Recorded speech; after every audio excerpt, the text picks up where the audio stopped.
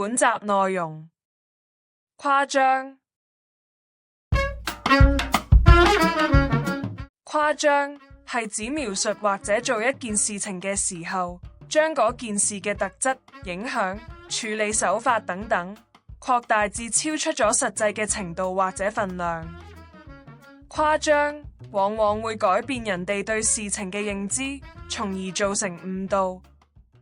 例子一：有啊！佢啲皮膚真係畫得好緊要。喂，啲皮膚真係畫得咁緊要？嗰日我同佢食飯啫嘛，唔覺意倒瀉啲水落佢隻手度，啜一聲試過6張台啊，知道個皮膚成身濕晒。真係畫得咁緊要？我一搭佢膊頭咋，畫到話啪咁啊跌咗落地下咯。誇唔誇張啲啊？幾時介紹我哋識啊？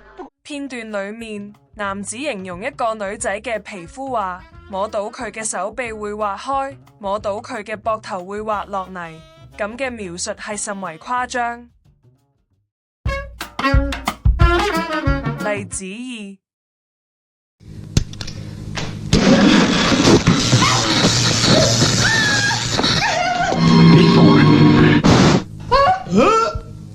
仲咪熄咗部電視啊！快啲開翻部電視啊！啲電鎖咗，睇少陣啦。咁冇電視睇點算啊？哎呀，世界末日㗎啦！末日啦！打無人道啊！喂！片段裏面，因為電力故障，公公婆婆無得睇電視就話係世界末日，咁即係將影響極大咁誇張。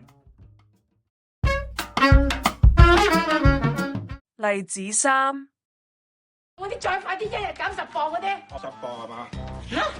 你等等啊，10磅，你攞上嚟，10，呢度8磅，10磅啊，咁啦，10磅啊，係10磅啦嘛。係啊。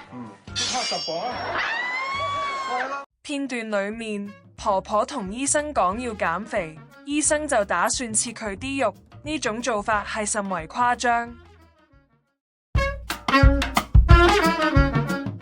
最後總結，誇張係超出事實或者必要嘅描述、影響或者處事手法，不單只可以引致誤導，更會令人受害。相關嘅議題，我哋會係將來嘅集數再加以討論。拜拜。